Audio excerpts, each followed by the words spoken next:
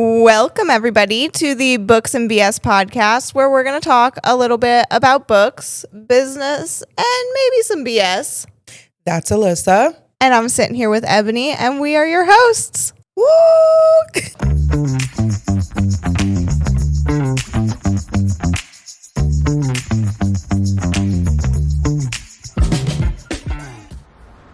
Welcome to episode 3, y'all. 3. Woo! And we're in a new location for this episode. Yes! Which I'm super excited about. Growth. And movement, and excitement. Yeah. And mural. And mural. Which I love. If you're listening to this, you have no idea what we're talking about. But you should be following us on Instagram. Yeah, so you can see the clips and you can see the beauty, the beautiful wall behind us. Yes. Yeah. That would be at Books and BS Podcast. Oh, that's right, on Instagram. On the gram. Mm-hmm. Yeah. And you posted clips on That's Novel's TikTok. Yes. Yeah. At That's Novel Books on TikTok. I Yes. post our clips there as well. We haven't created our own separate show. I don't think it needs to. Yeah, maybe down the road. We'll see. Yeah. Fuck it. Yeah. We got a lot of shit to talk about today. We got so much. You guys. I'm actually stressing about how we're going to get it all in. So let's just go for it. Okay. Run. Run. Yeah. What you been reading, and what are you currently reading? Oh my God.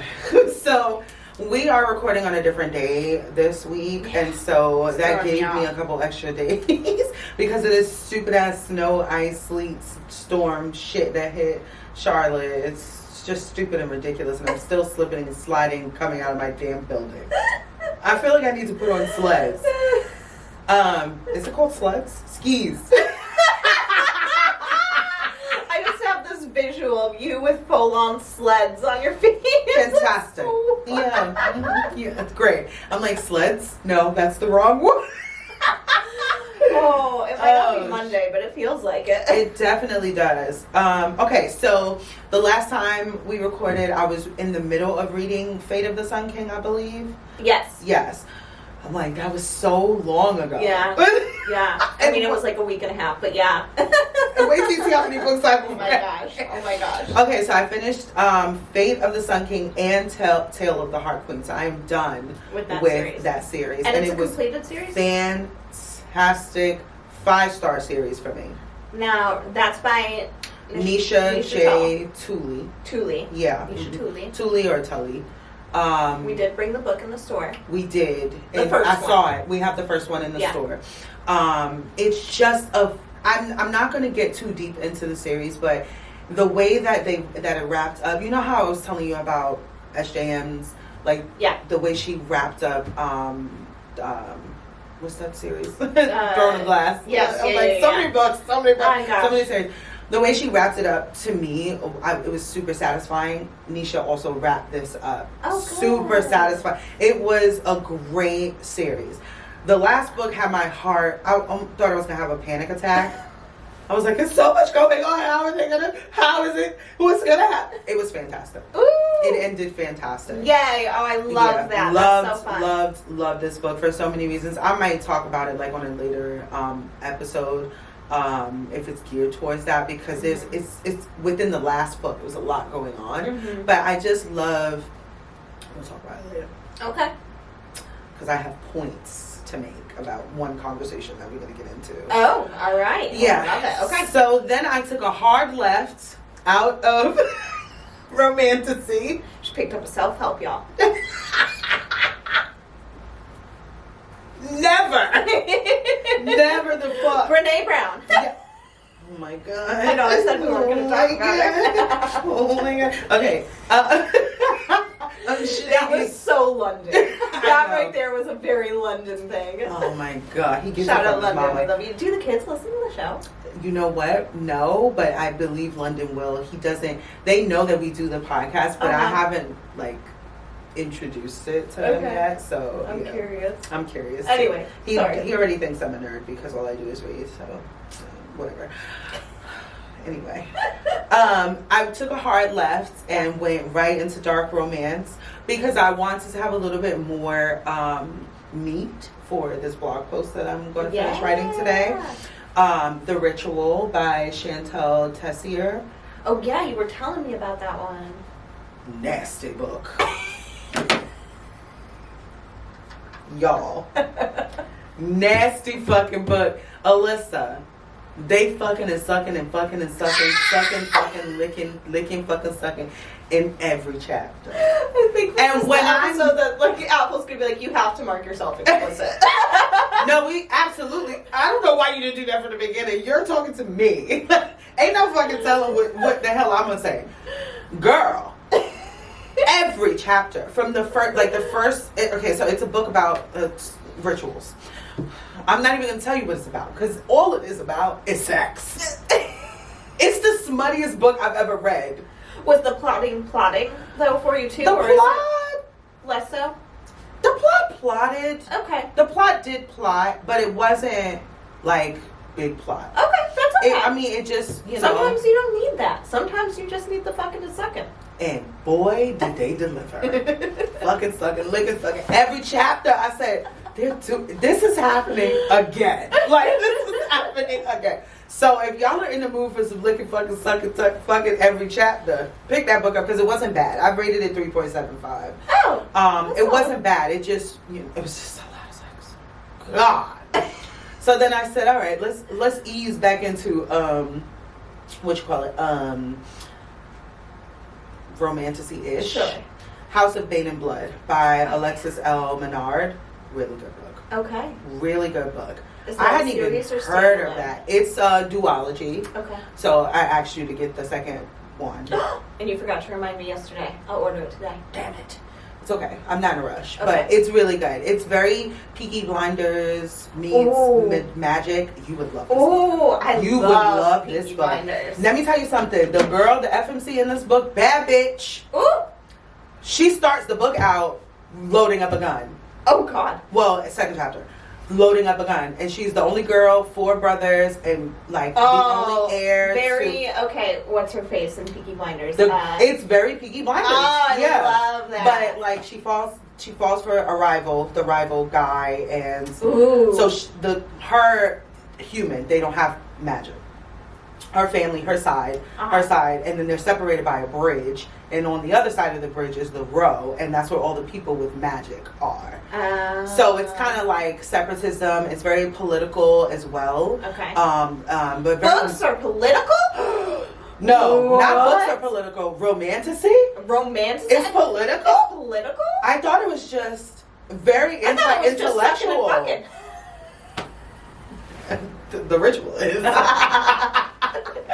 Anyway, yeah, God forbid a romantasy book have a plot line and some drama and some political stuff and feminism and anti-everything, like anti-establishment. God forbid. They're just trying to document this everywhere. You can only get that in books that are highly intellectual. Oh, of course. Yeah. Fucking idiots. Anyway. You're getting some teasers into the BS we're getting into later. We are fired up today. We are fired up. We're feeling real spicy. I am. Honestly, I couldn't wait. I was like, oh my God, I can't wait for tomorrow. We're getting spicy. I have things to say. But yeah, really good book. Honestly, it was written beautifully. The audio was fantastic too. The both audio narrators, or I like to call them actors. Yeah. That feels like what they are. Yeah, for sure. Really good book. Pick that up. Like Okay. House of Bane and Blood for sure.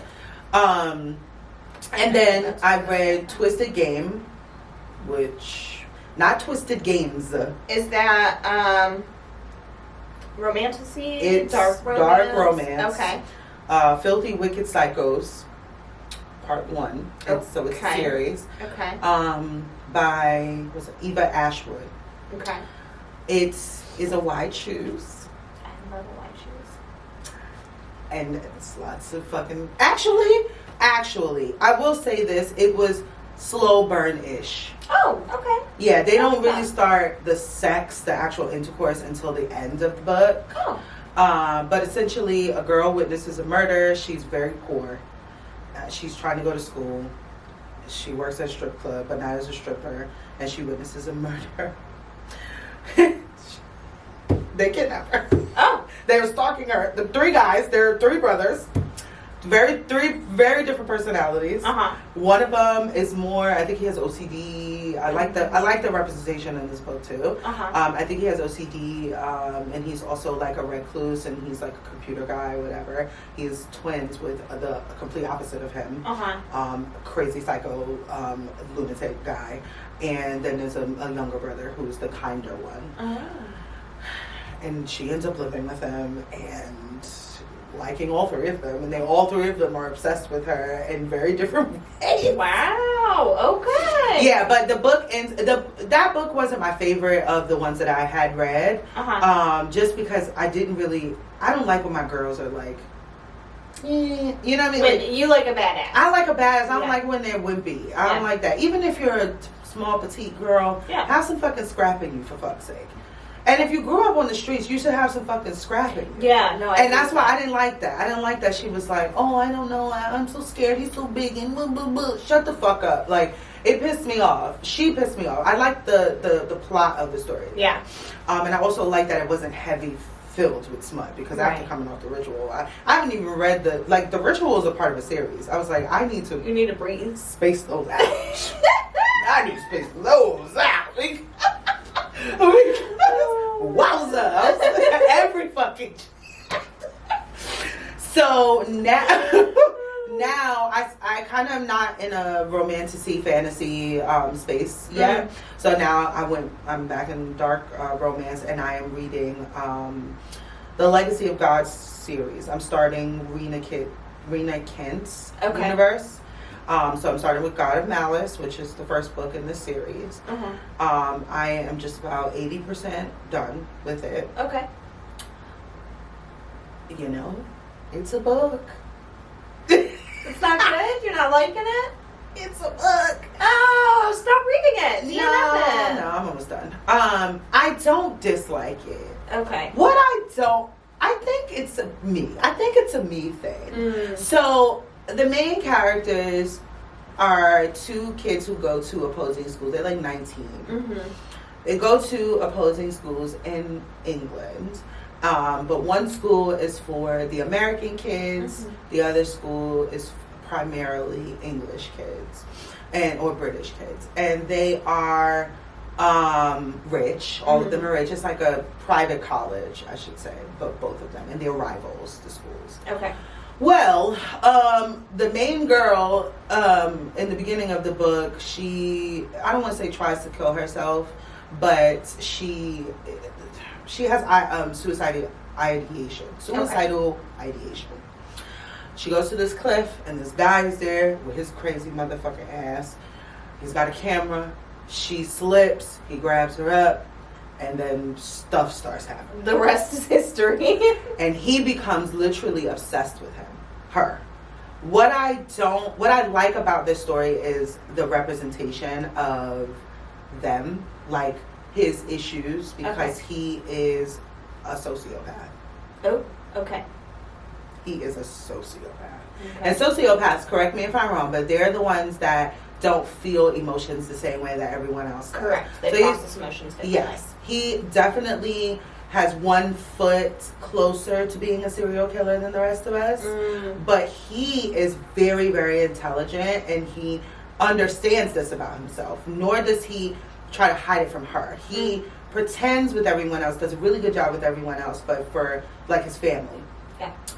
But for her, he shows her all of his craziness. And there is some non-con, which is non-consensual play, and consensual play. And she slowly starts to become obsessed with him as well. I do like that premise. I'm very well versed into the world of multiple different kinks from a different world that I was in at one point. Sure. So I understand that there are kinks that people don't necessarily, that are very taboo. Yeah. There's very little things that I will read, and like, I'm not into scat or anything like that. That's disgusting. What does it sound like? I will explain to you off mic. But like, other than I that, have some Googling to do. Yeah, don't Google that.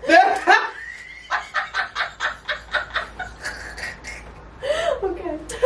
But like non-con, I can understand why someone would be aroused by non-consensual sex. Okay. You know what that means?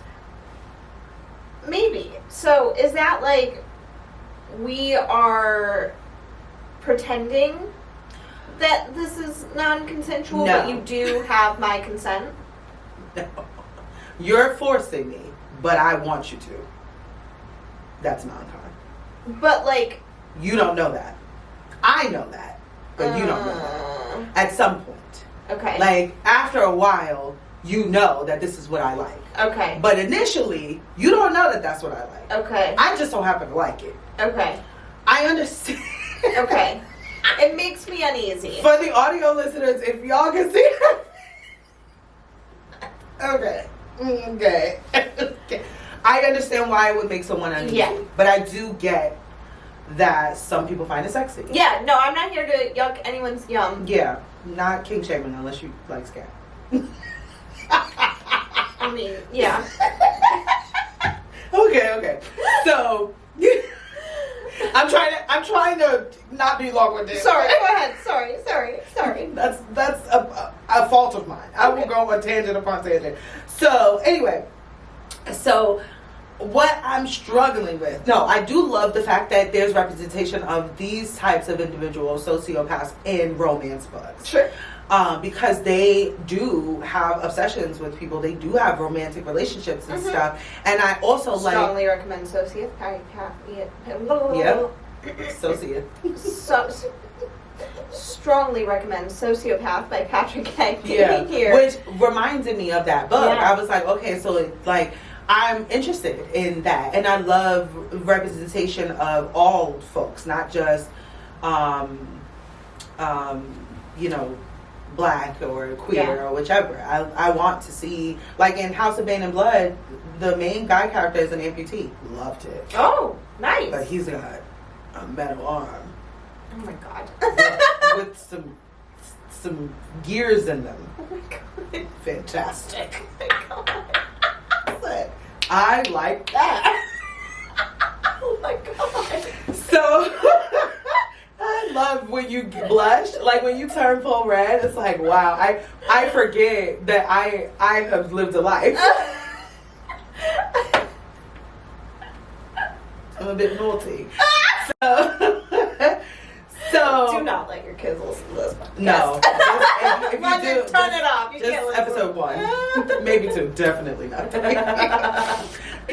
What I'm struggling with personally is that I don't know if I like him. Oh, okay, that's fair. I don't know if I like him. Okay. There are parts where I'm like, I can't fuck with this. Mm-hmm. There are other parts where I'm like, nah, I don't like that. But I feel like we're also supposed to feel like that. So, but I do like the main female character. And I like the setting. I like the story. I like it all. Okay. So, like, I would continue to read the Legacy of God series because I heard they only get better. Oh, good. But I was just struggling with this because I don't know if I like him. And it's hard for me when I'm reading a book to not root for both especially if it's a romance book. Yeah. I want the couple to end up together. Yeah. Isn't that the whole fucking point? So if I'm like, I kind of don't want her with him, then my feelings towards the book change. Yeah, which makes so much sense. Okay. Yeah, so, I'm going to continue to read the series or whichever, and we'll see how that goes. All right. And that's where I'm at. Told you I read a lot. I'm more tame now. And so then I'm like, and from the self-help section. There was no fucking in second in any of my books this month. Maybe we need to get into some more. Well, that's not true. I'm going to get, I mean, not to that extent. What'd you read? Much more vanilla. Just an Abby Jimenez book. Oh, Yeah, like, trust me, you would be so bored. Okay, anyway, here's what I've been up to. Not I would be so bored. You'd be like, what the fuck? When on earth is somebody gonna stalk someone? I mean, goddamn, it's not okay. I mean, the dragon or stalking? I mean, the stalking element is just so hot to me. Okay. I love that. Okay. Okay. Okay. Don't forget the question. I have things I want to talk to you about after we go through the currently reading. Okay. All right, so I finally finished How We Show Up by Mia Birdsong. Nice. Our How'd you book like how club it book. ended? I loved it. Perfect. It's a great book. We have our book club discussion actually tonight after recording this, and I'm so excited. It's so timely. It's so important. Yeah, I loved it. Yes. Strongly recommend. I think everybody should read this book. Yeah. Even if you don't agree with all of the points that are made in it. I know a lot of people are going to have problems with her view of abolition of prison systems and police, which I think is going to make for some really interesting conversations tonight. But even if you don't agree with everything that she's talking about or saying, she's raising some really interesting ideas to reflect upon and think about, because the way the current system is working is not working. Yeah. So why Agreed. not work outside the current system? Yeah. So loved it. Strongly recommend. Perfect. I also read Intermezzo by Sally Rooney. Ooh. This is lit fic, contemporary lit fic. Okay. So Aren't you the intellectual? No. yeah, you guys. You guys only are reading your dark smut. We are so shady. We're just so stop judging people, and we're gonna judge you if you judge people. Right. Anyway. Exactly. So yeah, I'm super intellectual because I read Sally Rooney, and actually Intermezzo was delightful. I really enjoyed it so much more than I thought I was going to. Sally Rooney is a very interesting writer. Mm-hmm. It's very subdued voice, very character driven, not plot driven. So Nice. nothing major really happens throughout the book. It's Except much to the more like characters. a lens looking into how characters interact That's cool. with each other. I like that. Which I really like. Yeah. I like books like that. Yeah. Tom Lake, I would say, by Anne Patchett, that I talked Was about like that, last yeah. time, is a similar kind of vein. Okay. Where it's not like a big, and then this happened, and then this happened, they have to figure this out. There's aspects of that, but Yeah. not, it's much more like how the characters develop throughout, which I enjoy I like that. sometimes. Yeah. So it's great. It's about two brothers. They've just recently lost their dad. One is definitely on the spectrum somewhere. Mm-hmm. Chess genius, struggles socially with things. After the grief of losing his father, runs into this older woman. She's 14 years older than him, at a chess match, and they just kind of fall in love. Mm-hmm. But that obviously causes a lot of issues because he's 22, going on to 23, and she's 34. So Oh, that's not bad. it's not bad, That's not but it is taboo, and Yeah. and it causes a lot of Aw. and he's grieving, and she's like, "Am I taking advantage of him?" So that's really an interesting aspect. And then the other brother is significantly older. He's 10 years older than his brother. Okay. And Closer to her age. Yes, Yeah. closer to her age. He's grieving his father. He's also grieving the fact that the love of his life, the girlfriend that he thought he was going to marry and build a life with, there's this terrible accident. You never figure out exactly what happens. And she can no longer be intimate with him or have kids. Aw. So she breaks up with him. Damn. So he's dating this much younger girl who's 22, same age as his brother. That's funny. That's funny. But then judges the brother. It's all about how you deal with grief and move through grief, and also how complex relationships with other people are, Yes. both familial and romantic. Yeah. Yeah, I thought it was really, really beautiful. I like love that dynamic. Yeah. Yeah. It was great. I loved it. So that was Intermezzo. After Intermezzo, I read Whispers of the Lake by Shanora Williams. She's actually a Charlotte area author. Nice. This is a thriller. Ryan read it. It was the book that I got him for Christmas. Because usually we all get each other a book and open it on Christmas Eve. Oh, that's cute. Yeah, it's a Swedish tradition that I've co-opted. So yeah, he read this, really liked it. I picked it up and read it. It was good. Okay. I had some issues with the story. So, the summary. There's an investigative reporter in Charlotte, and she is investigating this story, which now that I'm thinking about it, has nothing to do With the with book. this book. I love the I don't slow realization that Yeah, you I'm liked like, it wait a less than minute, what you that's a- initially liked. Anyway, so she's like, wait, does it connect somehow? The slow realization, like, wow, that's another That thing. never pulled it in. Anyway, I don't think it connects at all. Well, Damn. Whoops. Anyway, Well, so shit. she's a reporter, and her friend, her lifelong friend, goes missing. Now, the problem is, this lifelong friend, just like 3 or 4 or so months before, was caught sleeping with her husband. So she does not have any relationship with this friend currently, but her sister, her younger sister, the friend's younger sister, calls her and is like, I haven't heard from her. This is super Not my unusual. fucking problem. Have you heard from her? Sister has no idea of what is going on personally. She's like, nope, don't talk to her right now. She's like, I don't know what happened, but I'm really worried. And she's like, she's fine. She's just doing her typical bullshit. Yeah. But then, time goes on, and she realizes something really is up. So she essentially goes to this small lake town outside of Charlotte to look for her friend, and chaos and intense things happen Yeah. and occur. I liked the story. Okay. I really did. I thought the story was interesting and well done. I liked the twist. Did not expect that at all. There were a couple of things that frustrated me with the book. Number one, this is a common trope in any book where there is a journalist in it, and this is my journalism background coming out. Mm-hmm. There is a common trope that authors use where the journalist ends up sleeping with a source. It infuriates me. That does not happen. Yeah. That is so bad. Yeah. Like, if you are, that is one of the worst things you can do as a journalist. And it is the trope that anytime there is a journalist in a book, they end up sleeping with a source. And that was a very minor part of the book, but it enrages me, just from 0 to 100. Yeah. That would be like you sleeping with one of the co-working members. Yeah, no. It's so gross. It's so No. unethical.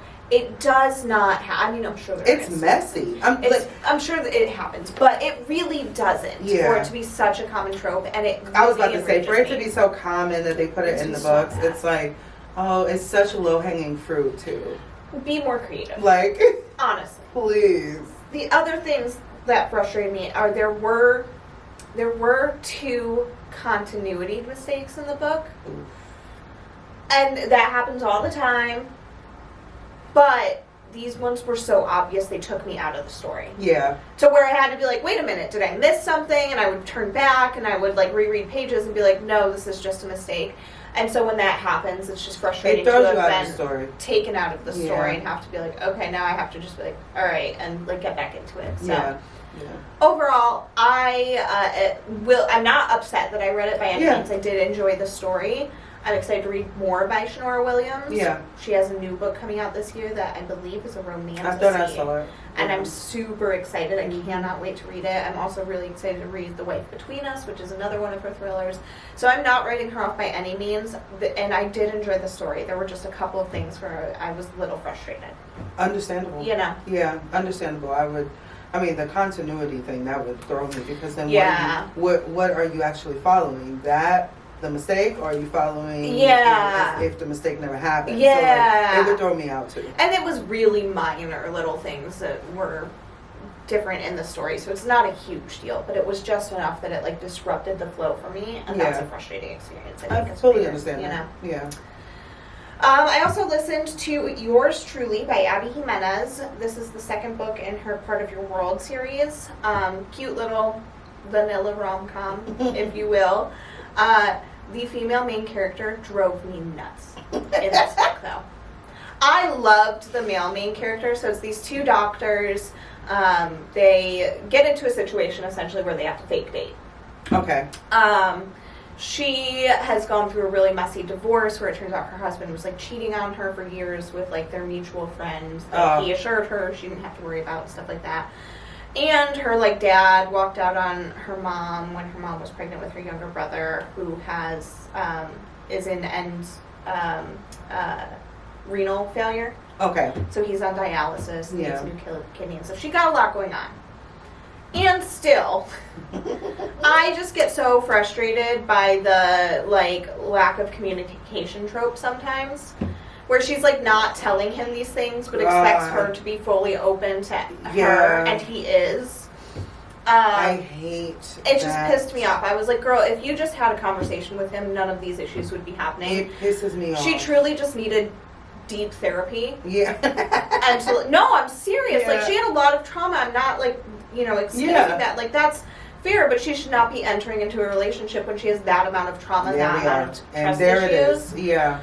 So, yeah, she drove me up a wall. Yeah. But I loved the male main character. Mm-hmm. He is a little anxious mess. Oh. He's super, super anxious. He has terrible social anxiety. Oh. And he's so super sweet and cute.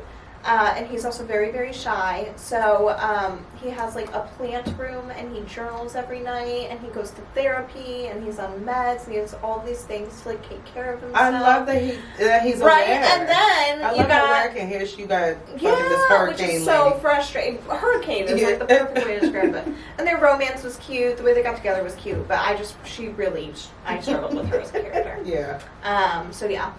It was good though. I liked it. I'll continue on. I'll read the next one. Nice. So that's exciting. Good. I haven't read obviously any of her books yet. Yeah, they're too vanilla for you. I know. Yeah. I did also DNF 2 books. Wow. I know. First 2 of the I year was you busy. DNFing. Well, so I DNF'd 1 and I paused another. Yeah. Because I think I want to read it physically. The book I DNF'd, and I don't plan on picking up unless somebody can really convince me, is What We Can Know by Ian McEwan. He wrote Atonement. Okay. Which is one of my all-time favorite romances. Yeah. I think it is one of the most perfect historical romances ever written. Oh. I love that book. I love the movie.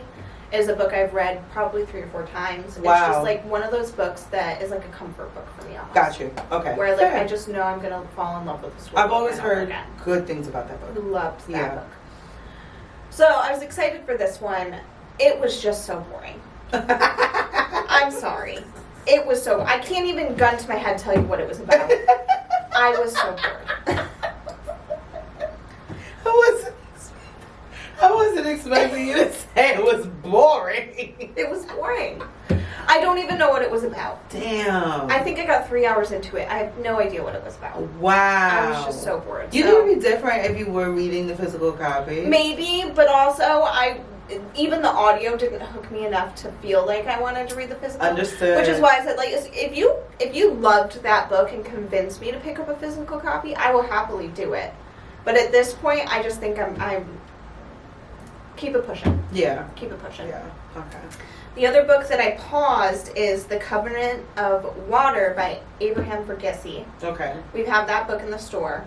The reason I paused it is because I think I'd like it better in a physical copy. Okay, It's that makes sense. Historical fiction. It's following a lot of different characters and storylines, and I was really enjoying it and really into it. It's also very kind of verbose writing, very descriptive. Yeah. So I was really enjoying it. I just think I'm going to like it more in physical Yeah. copy, so I paused that and put it on my buying list for this year. Smart. Yeah. Yeah. So there's that. And now, I'm so sorry, you guys. I always take so long. I'm currently reading. We both do. Currently reading Real by Kennedy Ryan. A little over halfway. I'm really liking it. Okay. It's very fun. I love the main characters, Neva and Cannon. Okay. They're both so interesting and complex in a way that isn't getting in the way of the story in terms of communication, which I appreciate. You know what I mean? They're both communicating really well with each other. They're in a complex situation, but that's not like causing miscommunication issues.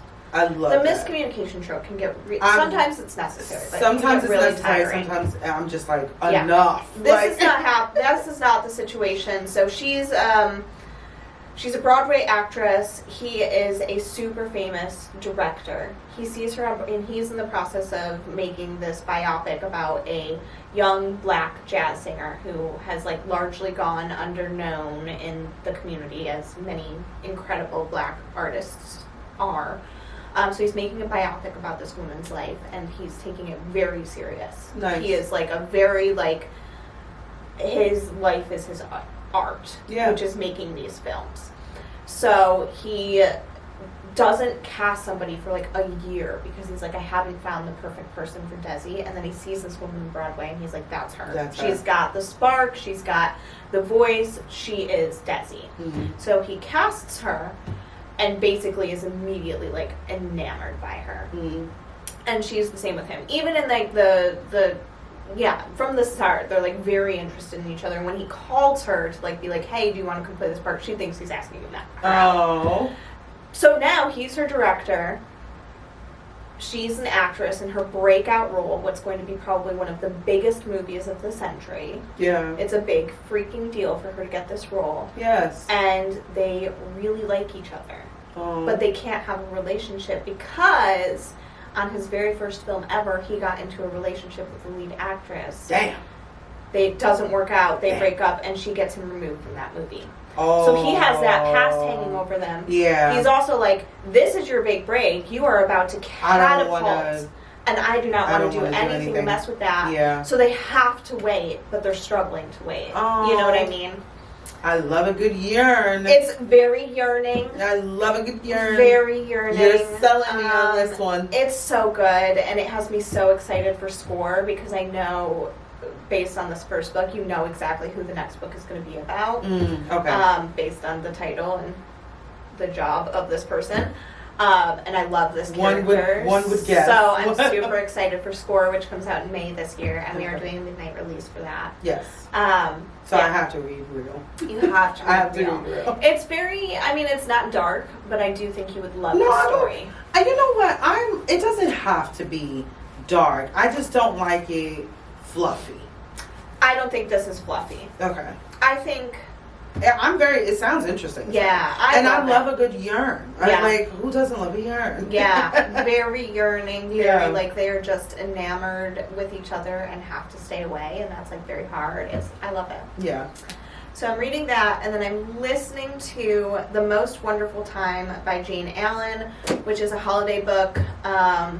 Okay. I don't know much about it. I'm still very, very early into it. Okay. It just came through on my hold, so yeah, I'm reading a like, Christmas book in February, almost, but Read sometimes whenever. that's how it be. Sometimes it's how it be. Yeah. The problem is it's very close, like, it's a rom-com, so I'm, like, reading a rom-com and listening to a rom-com. Yep. So I'm starting to get to that point where I'm like, wait a minute, is that this book or the other book? Yeah. So I might have to pause this and Yeah. switch to a different genre. Yeah. You know, this is the problem with my... That's the problem. Yeah. With reading and listening to two separate books. Yeah. Yeah. Well, physically reading a book Yep. and reading. Yep. That's reading too. Yes. Yeah. I There you have it. think first of all, that was a lot. I of know, I'm books. so sorry. We both read a lot. Yeah. Shit. That's kind of why we started the podcast. Yeah. Makes sense. I think in February, I think I'm going to read more non-dark romance. Just going to tone it down a little for us. I think maybe in the month of February I'll try. Also, you don't have to. No, Just I want to challenge romance if you myself. kinda want to. I want to challenge myself. Okay. Like, it's not, I just want to challenge myself. Okay, Like, you know what I mean? Like, let's see if we can do that. So, Yeah. you know, next week. Sometimes you don't know what you like until you try it. Yeah. Twins. Fayley's not going to like that. She's my twin. No. You're like, excuse me. No, I want to challenge myself to trying Kennedy Ryan again. You should. You really should. Yeah. I'm gonna read I do Real. want you to finish the other trilogy, but honestly, read Real. I'm gonna read Real. Yeah. I'm interested in the arts aspect of it Yeah. as well. Because that's your background. Yeah. Yeah. Yeah. I'm interested in arts. I'm like, that sounds fantastic. Yeah. Actually. Yeah. Like, I'm not really a sports romance kind of girly. Fair. Because that's not my jam, even though I'm a basketball girl. I mean, you know they don't talk about the sports in it. I don't know that. I know they play the sports. Sure, yeah, and you're like, oh, cool, like they're on the ice playing hockey. Oh, but he looks really hot, and she's thinking of all the ways he's gonna like. Yeah. Yeah, no, Yeah. that's how it goes. Okay. Yeah. All right. You should give a sports romance a shot. Maybe I'll give a sports one. You know and what? I think you should do Pucking Around because it's got that wide shoes, kinky aspect that I think and it's a you lot love. of sucking fucking. Yes. Yes. Okay, I'm gonna do like a sports romance. Deep End is another good sports romance. I It's got heard, and I Olympic like Allie. swimming. I like Allie. Mm-hmm. I like how she writes. It's easy. It's easy reading. Mm-hmm. And I'm gonna do Real. So I'm gonna look in the store and see and just plot out what my February reads are gonna be. I think it'll be fun. Okay, well, I have an idea, Okay. and we've talked about it. What? Scared. No. The convince you to read a book. Yes. So here's what I wanted to talk to you about. Okay. Yes. All right. Okay. So we have this idea where we're like, let's convince each other to read a book that is a little bit more outside of our comfort zone. Yes. So, for example, I have not read a lot of true dark romance. Yes. I dipped my toe in with the Twisted series by Hannah Huang. Yeah. Which actually I only read the first one in. I've dipped my toe in with 50 Shades, if you can even call that dark romance. I mean, it is. Not recently, I read that forever ago. But you know what I mean? I've dipped my toe in a couple of books. Neon Gods is another one, which I didn't even really think it was that dark. Mm-hmm. So, you read Neon Gods? Yeah. I have all 3 books. Just the one. Just the first one. Yeah. I haven't continued on. Yeah, I love a Hades Persephone. I'm really into that storyline. I have like 4 books, like on my TBR of just the Hades Persephone. It's that like dark shadow daddy vibe. I love it. That I love. He's my favorite of the Greek ones. So I want to tell you something. I want you to recommend me a dark romance. Okay. A dark romance. But I want to tell you some things I don't want and some things I like. Okay. And have you use that like as a jumping board, okay? And then I will do the same. Yes, that's what I'm saying. Yeah. Yes. Okay. So, non-con is a no-go for me. I know. Anytime there's like a situation where the consent line gets blurry, I get very uncomfy. Understood. So I don't want to touch that. Okay. No non-con, no rape. No rape. Yeah. Also, no using weapons in intimate acts. Oh, Alyssa. Come on. So vanilla. I do not want to read. Come on. Please. You gotta wiggle a little bit. Okay, well, how would you define weapon? What? Guys. Help me out here. What? Like a whip is fine. Alyssa, that was only a weapon for my people. Oh my god! Oh my god! Ah! Nobody fucking uses a whip as a weapon anymore.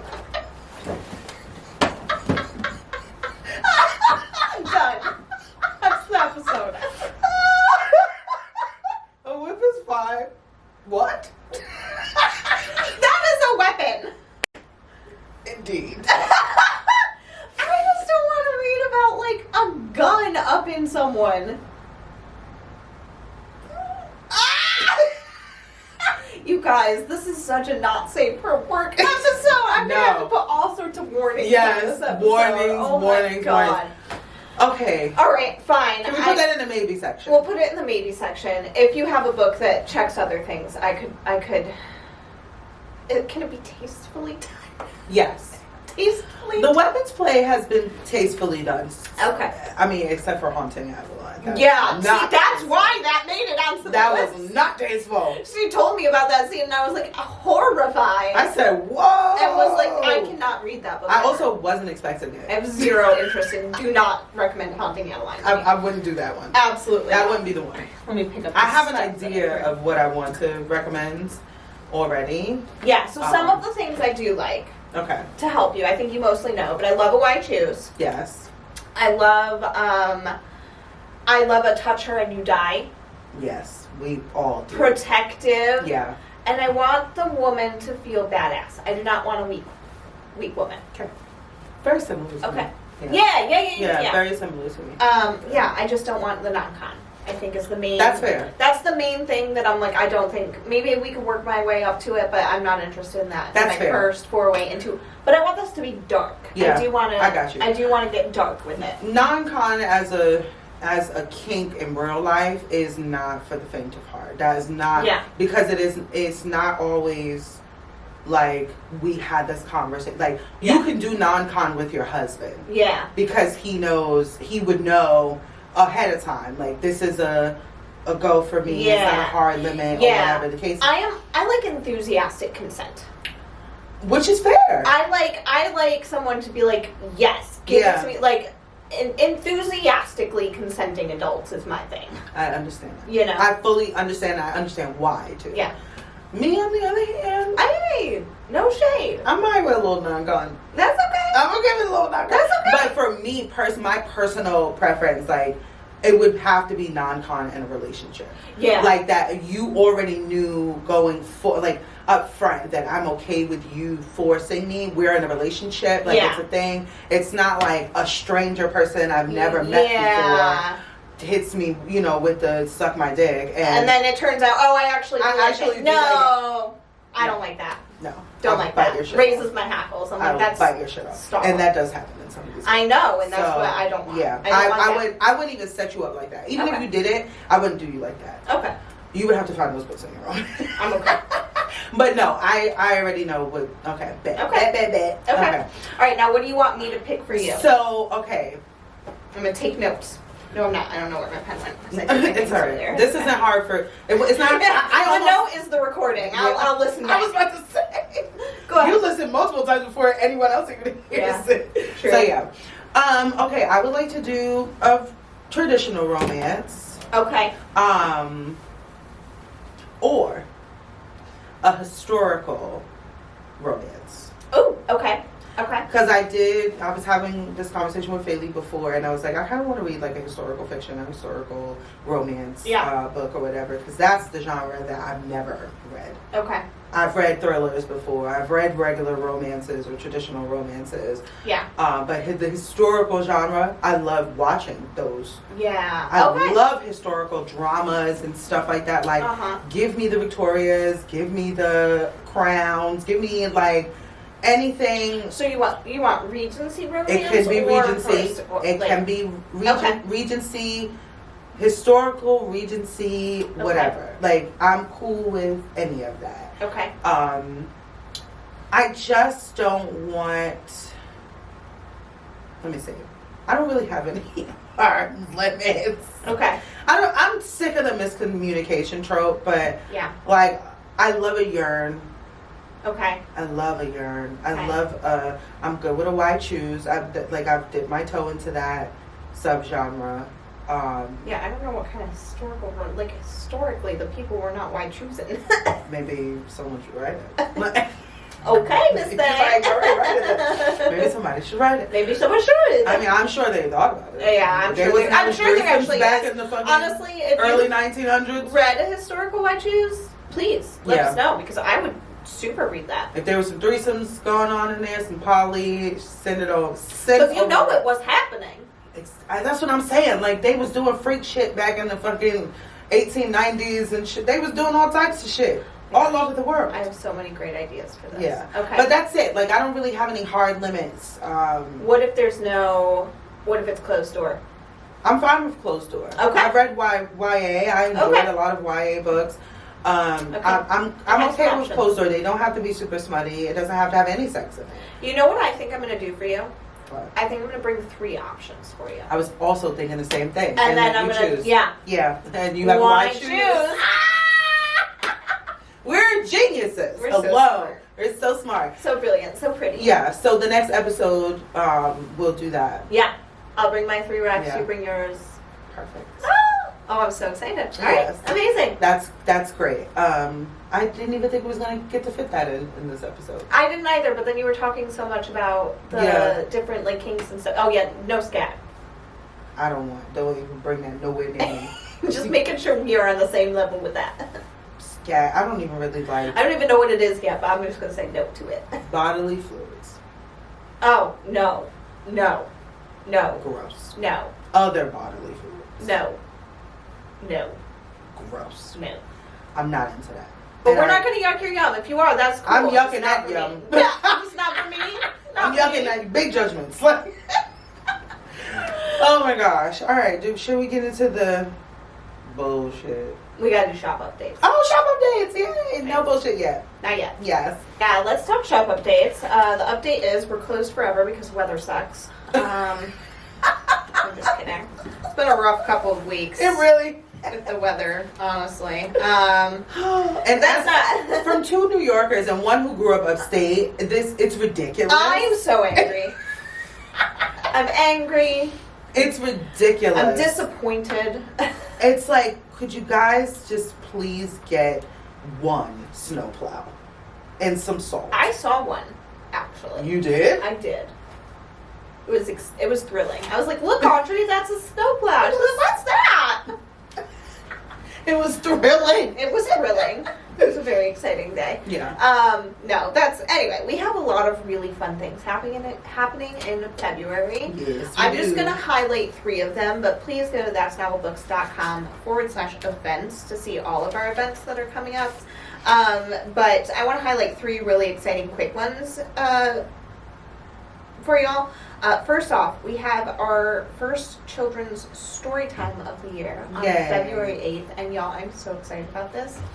It is a 11-year-old girl named Tatum who wrote, illustrated, and published her first children's book. I'm obsessed. The Magic Shoes. Oh, She is the most adorable little girl in the entire world. Everyone better show up.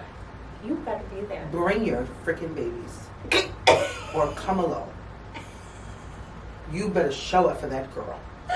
She's so sweet. I'm so excited. Oh. So it is on Sunday, February 8th from 1 to 2 p.m. She's going to read her book. I'm forcing my out big loud kids to to everybody. come. You should. We're also going to have coloring pages and just like coloring supplies out for the kids. And huge shout out to our neighbors, Kara's Cookies. They are providing free mini chocolate chip cookies for each kid who attends.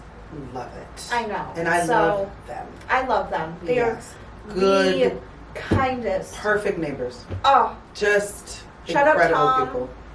I saw him in a bookstore. I love him. No, we were in Target. Girl, we're not supposed to be shopping at Target. I went to Target. I had shit to get. I'm sorry. Shout out Kara's Cookies. Shout out Tom. Sorry, am I being too aggressive for you? No, never. You can turn it up. I'll light it up. I'll cut that one out. I'll cut that one out. Anyway, we're super excited for Tatum. We're really excited to celebrate her and just celebrate her accomplishment because that's a huge deal. It really is. To be 11, and I'm so excited. So not only to write, but illustrate and be like, I want to publish this. I'm obsessed with her. And now doing events. She's an icon. Oh my gosh. Very iconic. So excited. The book actually goes on sale February 1 Okay. on Amazon. If you want to support her, normally I would say please don't buy books from Amazon, but she published through Amazon, and you should definitely buy her book. Yep. We will also have copies available for purchase on the 8th. Perfect. If you don't want to go through Amazon, but I'm just so excited. Me too. I'm just ready to celebrate this sweet girl. Yes, me too. Is she going to be signing the books too? Yeah. Are you kidding me? I love this for her. I'm bringing all my kids. You should. Yeah. You should. So it's going to be a good time. Then January 15th, we have our local author speed dating event called Love at First Sight. So much fun. I cannot wait. So we're going to have 8 local authors set up in the co-working space that's behind our shop. And you're going to sit with each author for 3 minutes. Hear about their book. You can ask them questions, just chat, whatever you guys want to talk about. That's up to you during that time. And then after 3 minutes, you'll move on to the next author. Every single author will have books available for purchase, so you can support them, of course. But yeah, I'm super excited. I'm actually very excited for that too. I think it's going to be so much fun. Yeah, I can't wait to see how it goes. Yeah. That's happening from 12 to 2 on February 15th. We actually have Silent Book Club that morning from 9:30 to 11:30. So that's a really good day to come out, check out Silent Book Club, read a little bit of your book, get cozy. Then at 11:30, when we're done, you can go grab lunch, go grab coffee, and then head right back over for the event. I love it. A full morning book, a full day book day. Oh my gosh. Obsessed. What more could you ask for? Exactly. What's the weekend day of of the week of that? That's a Sunday. A Sunday, yeah. That's the day after Valentine's Day, Sunday, February 15th. Yep. Perfect. And then the last event I want to highlight really quickly is our Market Your Children's Book workshop that we are doing with 2 local authors, Eden Estabrook, who is a local children's author. Love Eden. And I do too. Shout out Eden. She is just one of our biggest champions. Absolutely. I love her. 1000%. One of the sweetest humans. Yeah. And I love her books. Honestly, books I sat behind there and read Arnie. Audrey loves I was Arnie. like, I want to read Arnie. Her books are Arnie Goes to Antarctica and Arnie the Armadillo goes to Antarctica, and Arnie the Armadillo goes backpacking in Brazil. And it's all, each book has lots of A words, and then in Brazil has lots of B words, teach you the alphabet like that. Audrey has both of them, and she loves them. Yeah. And we actually got a stuffed Arnie from Eden for Christmas this year. So she has her own that's stuffed right. Arnie the Armadillo. It's a girl. In the book, he's a boy, but in our house, he's a girl. That's right. So, yes. our Nisha. Nisha. Love that. I love that. So that's exciting. We also have the other local author who will be with her is Brianna Washington. She wrote an entire book about how to market your children's book. So Smart. That's her expertise. Eden is going to be talking more about marketing to bookstores and building connections with bookstores. And Brianna is going to be more focused on marketing directly to the consumer and how to create events that bring consumers to you and purchase your book individually. Smart. So both incredibly talented, brilliant women. Yeah. The workshop is $15. It does include light refreshments. Nice. It's February 22nd from 1 to 3 p.m. Love We have it. tickets on our website. Yes. I'm super excited. Me too. Yeah. February is going to be a big month. for us. February is a very busy month. Yes. And hopefully next episode we'll be able to talk about the anniversary. 'Cause Yes. That's novel turns 6 in February. Yes. And we are celebrating. We are celebrating. Yes. Yeah. I have been invited to join a panel. Yes. Oh, I was going to ask about that. You're Yeah. doing it. I'm doing it. Yay! Tell the people. So, the Wuthering Heights premiere is coming up in 2 weeks, and I was invited via Alyssa to attend. And so they're doing a screening. I will have more information. They're doing it at Independent Picture House. Is that Independent correct? Picture House, yes. I just pulled up the flyer. Perfect. So yeah, Independent Picture House is doing a private screening of it. Oh, they put my name on the little info thing. I literally just clicked it. Is it on Instagram? No, well, I don't know. Look. I'll make sure we share it. Yeah, oh my gosh, that's so how cute. exciting. Yeah, so they're doing a screening, and then I will be sitting on the panel and talking about the movie. Awesome. So it will be on February 14th, Saturday. The screening is at 2:50, so then I guess the conversation will probably be around like 4. Yeah. Yeah, so I'm so excited. I'll have more I'm so info. glad We'll you're doing send that. it out on the Instas. Yes, Yeah. absolutely. I'm excited about it. I'm so A little excited for you. nervous, but I'm excited about it. They reached out and asked specifically for Ebony to come chat for this, and I was like, yes, she would be perfect. So I'm so glad you're doing it. Yeah, I was like, okay, I'll do it. I saw the trailer for Wuthering Heights, and I was like, kind of want to see that. Like, I do too. There's a lot of controversy around it. is it? Okay, but here's the controversy loosely. Okay. The thing is, number one, they whitewashed Heathcliff again. In That's the book, the main guy? Yeah. Oh. In the book, he is a dark-skinned, Black man? not black. I'm sorry, I cannot think of Romani. Okay. Yes. Yes. But every single time they've ever made this movie, it's a white man. Yeah. And they did it again, which is frustrating because a core part of the issue in the book is the fact that she is in love with somebody of a darker skin. Yeah. And he's viewed as lesser than Yes. in this entire family. Yeah. So that's frustrating, number one. Number two, the reason people are unhappy is the trailer makes it look like a very, like, yearning love It definitely story. did. Yeah. That is not the book. Oh, I never read the book, so I don't The know. book, and Jayne's reading it right now, and she's loving it, but the book is very dark.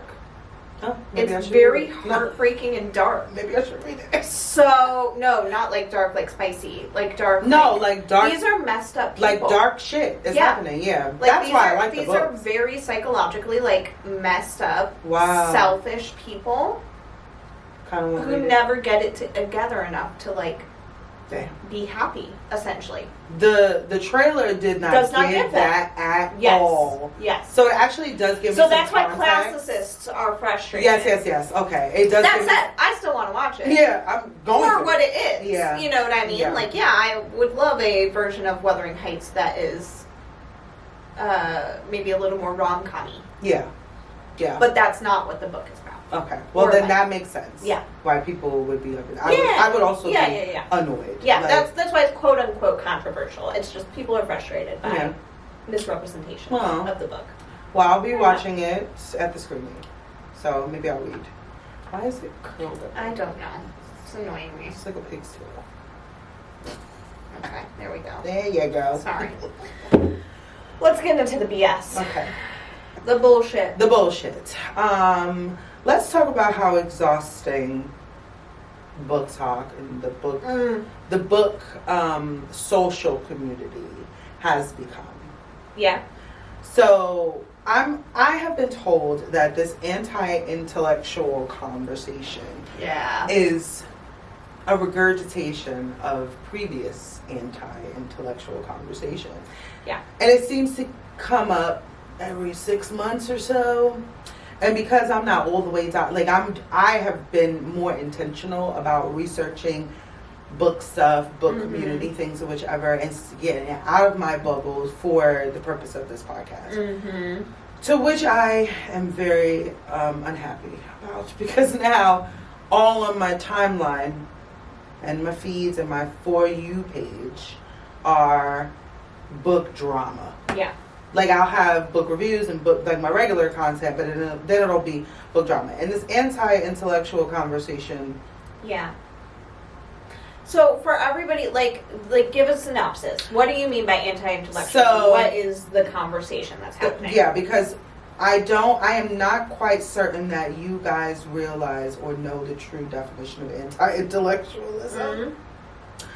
But the discourse is that people who read romance and romantasy books, specifically, they don't talk about any other genre except romance, or they're not bringing up any other genre except romance and romantasy. If you primarily and solely read those genres, that you are doing a disservice to the book industry.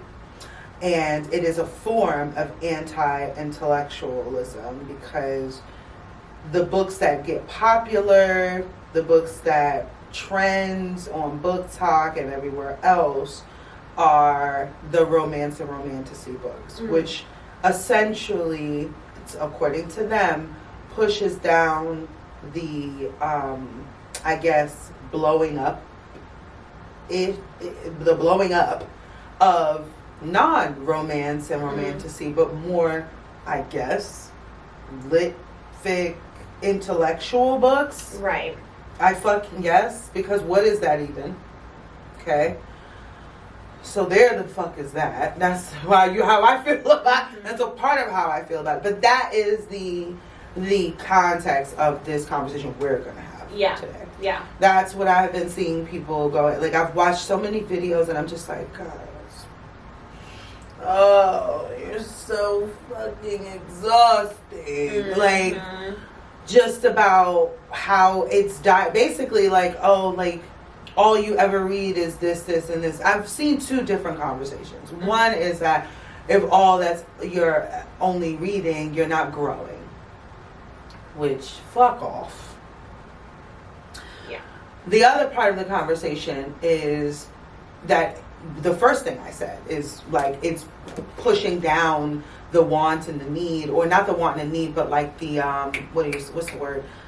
Fuck, I can't think of the word, but like when it's in your face. The marketing? Not just the marketing, but like it doesn't give the opportunities to other books to blow up, which is fucking false. Okay, so number one, I think with that argument alone, you're going after the wrong people.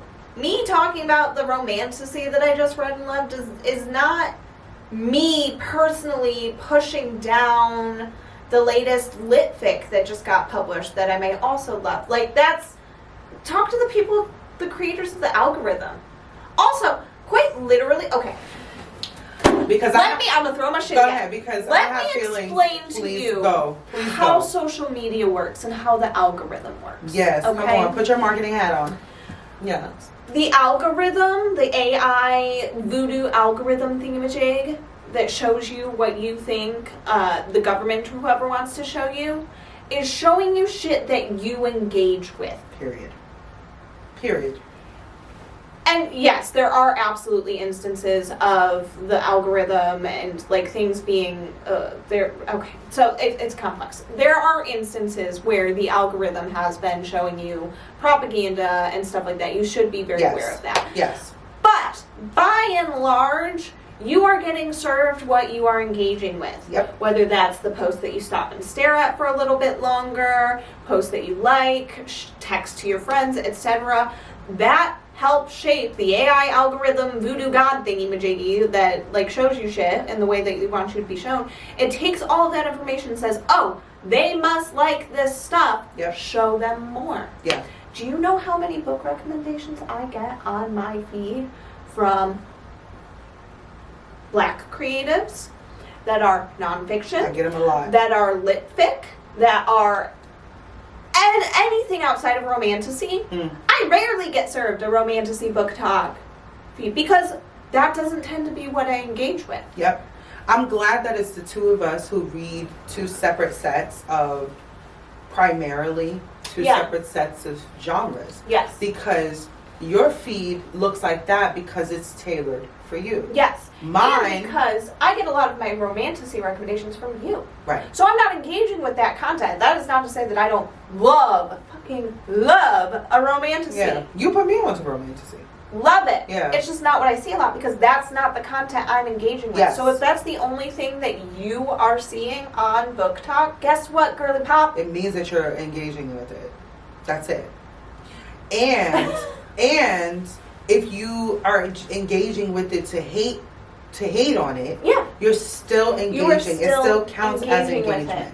So if you want to see those other creators with the books that you prefer, then just go fucking engage with their shit so it floods up your feed. So it boosts up those creators so that they get shown to more people like me. Yes. Who are like I have casual interest in any other genre. Yeah. But the idea that, first of all, to be an anti-intellectual or to be an anti-intellectual, I just want you guys to know what the actual Merriam-Webster's fucking definition read it to us of anti-intellectualism actually fucking is, because you're using it incorrectly. Mm-hmm. You're not I think because it's a hot word or it's a hot term that, there we go. Has 9 syllables, so it makes you feel better, makes you feel smarter to use it. Miriam, to make other people feel dumb from what they read. It's ridiculous. Not the AI curated definition, but Merriam-Webster says, in very short, very sweet, the meaning of anti-intellectual is opposing or hostile. Opposing or hostile to intellectuals or to an intellectual view or approach. Where is that happening? Are we hostile? Are we here's, I think that the people who are saying these books aren't intellectual and stuff, I think they are hostile. Yeah, but I have never seen a person who primarily reads romance and romantasy, who is a BookTok influencer, or in my life, be hostile or have negative things to say about any other genre. We joke about nonfiction. Sure. But I don't give a fuck for real. You are not going on to the internet and going, saying, why are y'all people reading nonfiction You're are what's wrong? Yeah, no. The real problem that we're seeing, what we're really seeing, is elitism. Yes. That's what this is. Yes. It really is elitism. Yeah. Yeah, it really is elitism. And y'all can fuck up. And I think it's gross. I think it's a disgusting thing to do, to snub your nose at people who read any type of genre. First of all... Or any type of way. Any type of way, any genre. Yeah. Listen, people are fucking dying, Kim. People are fucking dying in the world. People are dying everywhere. Shit is going in flames. I don't want to read books all the time that reminds me of my reality, that put me back in this place of fear or rage or whatever. Sometimes I want to read a book to help me escape from what the reality is. I'm also going to argue here that by and large, romantasy and romance are some of the genres that are tackling really tough. Talk about political shit that be happening in these fucking books. Like, are you kidding me? That's why I was like, are they? I think that these people are not reading any of, especially, you cannot say that a fantasy book or a romantasy book, who the romance is probably like the subplot of it. The real shit is like the political intrigue that's happening most of the Overthrowing time. governments or dictators. Overcoming personal things, issues, problems, PTSD, trauma, all types of fucking shit. Go. If I want to read a book about a fucking stalker putting a bitch's head through a mattress and fucking her in the ass, that's my business. That doesn't mean... And that does not mean... that I'm an anti-intellectual. That doesn't mean that I'm going to discourage someone from reading Bronte, or from fucking reading anything that is lit fic or a thriller or a high fantasy even. I'm not gonna, I just want people, you can read the goddamn dictionary for all the fuck I care. And you know what this argument is? It's sexist.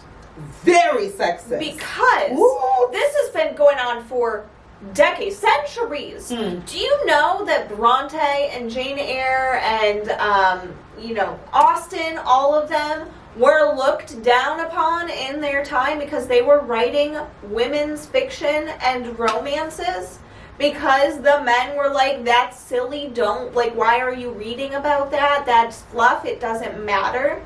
But now it's considered high intellectual versions of the books that we choose to, of the smut. Like, why would you want to read smut, or why would you want to read books about dragons? The demonization of women's literature and romance in general is a long one. There are decades of this happening, and what it does is it puts women down.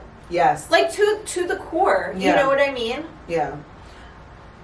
Well, they just want to read romance. And because, let's be honest, the core demographic for romance and romantasy is going to be women. It's going to be women. So what you are truly getting at in your argument is that these women, largely, are not as smart as you because they just want to read fluffy romances.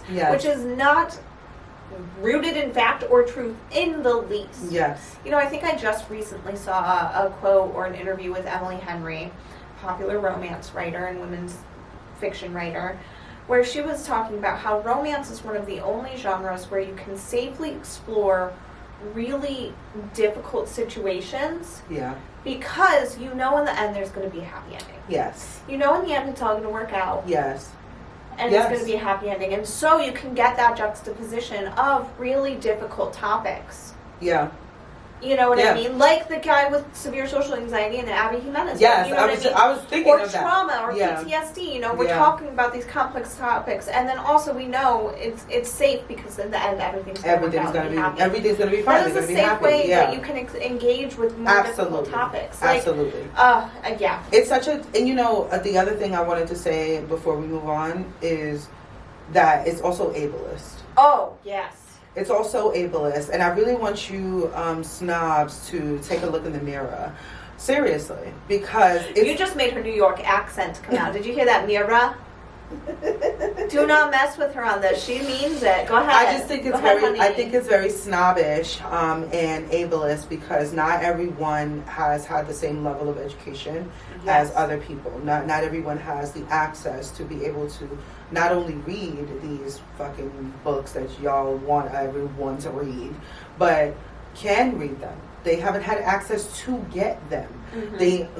I grew up going to the library because I was poor, so I would go to the library and get the books. But that doesn't mean that I'm going for a Charles Dickens novel because I might not be on that type of brain. I might have not been on that. I was, but other people Might not have. Yeah. So as long as they are reading enough to comprehend on their level or whatever the case is, who gives a fuck? Yes. I really wish that this conversation would die down. Not only that, but the romance genre, I did some research, has brought more people back into reading, period. Yes. Period. Yep. So books surging up the book industry, period, which gives these trads more money to put more into the authors that we want them to put into. Like, I will scream to the high heavens, I feel like Tracy Dion is not as big as she deserves to be. But why that woman is not on a level with Rebecca Yarros is disgusting. As SJM. Like, But she will get there. She will get there. That's an issue that we should be talking about. Nia Davenport, the one who wrote Our Vicious Oath, she is fantastic as an author. That's what we need to be talking about is marginalized authors who don't have the platform, who are not boosted in the algorithms. That's what genres. Give me a fucking break. Get over yourself. It's stupid. It's such a stupid fucking conversation. We did podcast. We did. Yeah, first off, ACAB, and that includes the book, please. Facts. That's gonna be and the I love second that you piece left of it in. I love that you left it in. I did actually. So one of our listeners, Jen, texted me. I just got to the end of the last episode, and she said, "Thank you for leaving that in." Yeah. I think that's our next piece of merch. Yeah. I love a gay book, and ACAB. Yeah. Includes the book, please. Includes the book, please. Yes. Yeah, because we're gonna make some stickers. Give me a break. Anyway, but the other thing I want to say here is, God, I had it and then I lost it. It's okay. Damn ADHD. Fuck it. Shit, I had such a good point to make. Damn it. I'm sorry. I hope it comes back to you. It's okay if it doesn't. It's alright. It's alright. We listen to. I want them to see ADHD. You want them to see the ADHD in action. In action. Live. Yeah, it's just a silly argument. Here's what I was going to say. Yes, I love when it comes back to you. Love when it comes back. So what I was going to say is we just talked on the last podcast about how, 45% of Americans did not read a single book last year. Yep.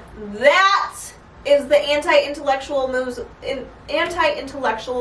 movement y'all need to be fucking concerned That's with. it. The people who are trying to ban books. Yes. And the people who are not reading. Focus your attention on that. Yes. Please. Why are we talking about the genres? Please. Why are we talking about the genres? Get over yourself. Please. Read what you want. Stop putting people down for reading what they want and how they want to read it. I think this is a reason that scares people from getting into the book community and books in general. Yeah. Because some of y'all be too intense and serious and aggressive. That's what I said about it. I texted Alyssa and I said, these white people are exhausted. I know, I'm so sorry. It's exhausting. I'm watching 5-minute videos about this and I'm like, are y'all okay? No. Literally. Are y'all? No. Maybe you should be reading some of the smut I'm reading to fucking. Clearly, you need a little joy. God damn. I'm like, y'all don't have nothing else better to do.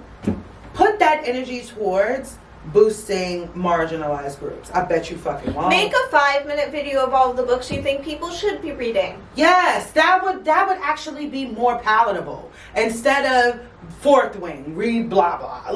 I'm not gonna like it. But I'm going to appreciate that approach better than you bullying people for their fucking reading preferences. It's the dumbest thing in the world to me.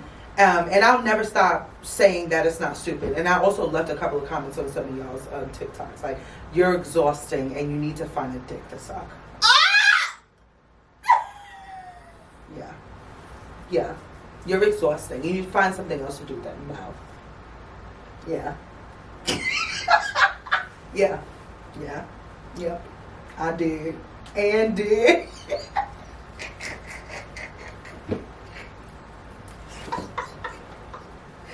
Yep. Sure the fuck did. Yes. I don't know. Okay, so anyway. Yeah. Explicit content. NSFW. Yeah, I'm gonna have to change our settings. This is the episode that did it. You should have been did that. You know. Tom is gonna love this one. I can't wait to see him after this book comes. Okay, so that was it. I didn't. Yeah, even we're done I was talking like, about yeah, that's you dummies. Please, Putting God, people down for shut romance. Up. Like, get away. God. Get a life. Oh God, get a life. Get a life. Please. The other thing I want to talk about is Black History Month. Yes. Boop, boop, boop. Well, when this episode releases, it'll be Black History Month. Yes. We love Black people. Yes. We love Black history. Thank you. It is American history. Yes, it is. That's it. One day I'm going to get my reparations. No, you No. as you fucking One should. day I'm going to get my reparations. Yes. You know what? Here's my challenge to every white person. Find a black person and send $100. Send to. even 20. Like, I mean, listen, Yeah. what you can. Yeah. But a black person that you love, a black creator that you love, a lot of them have like Venmo or other ways to support them in their profiles and stuff like that. Send them a little coin. Let's start the reparations within the community. Yeah. Truly. If the government won't give it to us, y'all can. That's all I'm saying.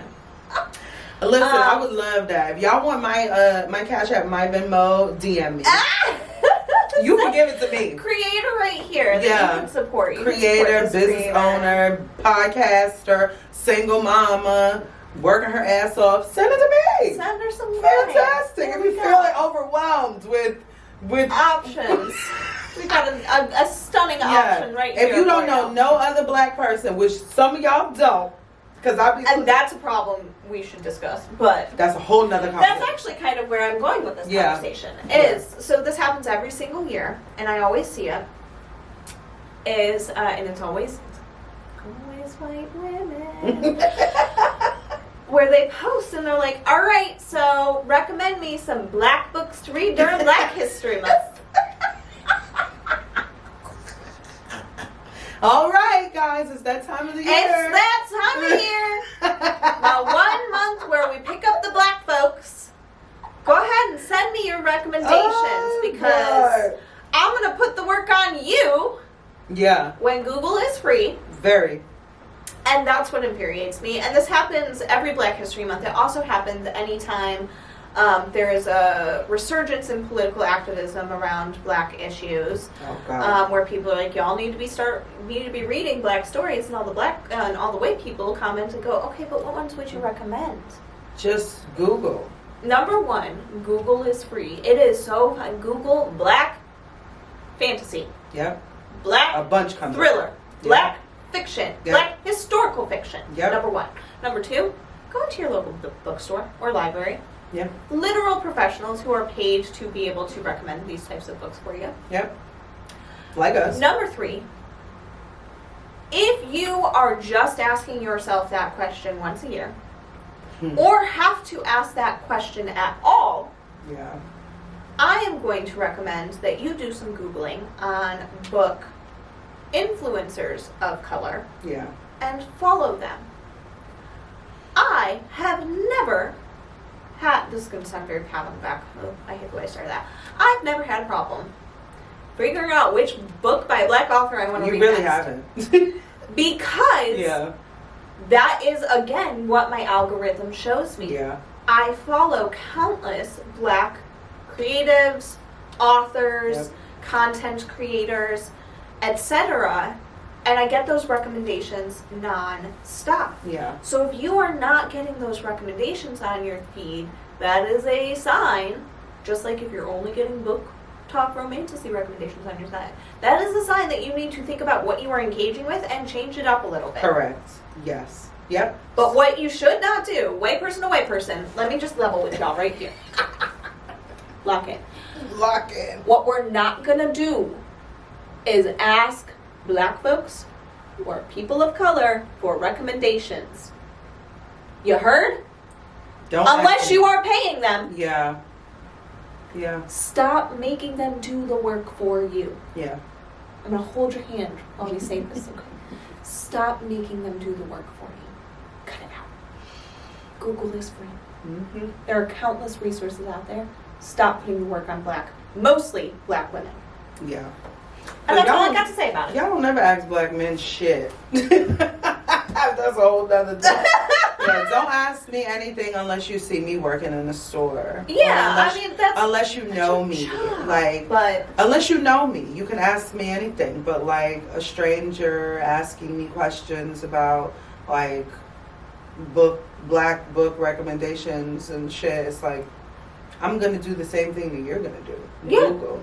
Yeah. Because I don't know every fucking black author in the world. Like, Yeah. So, yeah, it's just, and we also are very tired. If you guys haven't noticed, black folks are very tired, especially black women. We have taken a huge step back from a lot of things.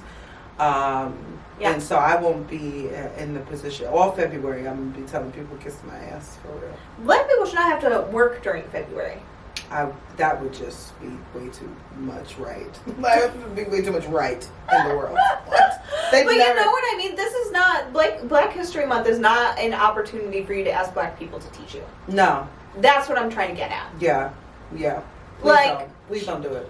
God. Unless I'm clocked in at That's Novel, and then you can ask me That's whatever. your job. Yeah, it's my job. It is your job Yeah. to help you recommend books. Yeah, Yes. and I find joy in doing it. For sure. But outside just, of work, comment on people's videos, DM them, text them. Hey, what would you recommend? No, girl, leave us be, please. Ask another white person. Ask another white person. Honestly, yeah, ask me. The white Alyssa. Oh my God, I love a black gay book. Let me tell you. Yeah, you got time? What do you want a recommendation in? You want thriller? You want fantasy? Every you genre want she gonna tell you. You want lit fic? You want, what do you need? Historical fiction? I can do every genre. Whatever you need, I got you. Yeah. Don't do it to a black person. So, I'm glad you brought that up. Thank you. Thank you It drives me nuts every single time. Yeah. And it's always a white woman. It's always a white woman. Yeah. We're the worst. We're exhausting. Yeah. I'm so sorry. What did I tell you before? Don't apologize for them. I got to. No, you don't. I got to. I don't claim them, but I do say sorry about them. No, they can apologize for their own actions. Yeah, they're not going to. No, it's fine though. We're not looking for it. Well, I apologize on behalf of I appreciate it. the people. Yeah, so Good talks. this was fantastic. I was holding all that shit in. This is a doozy of an episode. I think It feels like I just got out of therapy. I'm exhausted, but I also feel empty, but in a good way. Yeah, you know. I needed to get it out. I really, honestly, was holding on to that. I was like, I'm gonna make a post. No, I'm not. I was in the middle of writing on Threads. I was like, no, I'm not. I need to hold it all in for the pod because I need the raw emotions about everything. Yeah. And there's still topics that we need to talk about the next time. There's so much we didn't even get into. But I also feel like this was perfect. This was perfect. This was a good episode. I hope you guys like listening. Yes. Thank you so much for tuning in and listening to our crazy antics. With the fucking and the sucking and the licking and touching and stuffing every damn orifice. I said, wow, he's really giving it to her. Next episode is going to be a super fun one. Yes. We are going to, as far as I know, hopefully nothing messes up and I'm not lying here, but we're going to have our first guest. I'm so hyped. We talk about her all the time. We do. She's one of our favorite people in the entire world. I just love her. And you guys are going to love her too. You guys are going to love her too. It's going to be Bailey. Yay. My twin. So I think she's going to join us next time. Yeah. And it's same format and stuff. We're just adding her perspectives in. So I'm excited. We're going to talk about book boyfriends. Yes. We're going to share our recommendations to each other. That'll be fun to get her kind of reactions. Yes. Because maybe she'll get into what we're doing. I'm sure she will. I'm so excited. Yeah. We love her. Yeah. So it's going to be great. Maybe we'll talk a little bit more about love and some romance stuff and things since it's Bailey's February. a big romantic girly too. We should share your dark romance recs during that time. Yes. We're going to have a great episode. It's going to be a next good time one. for you. Yeah. So stay tuned.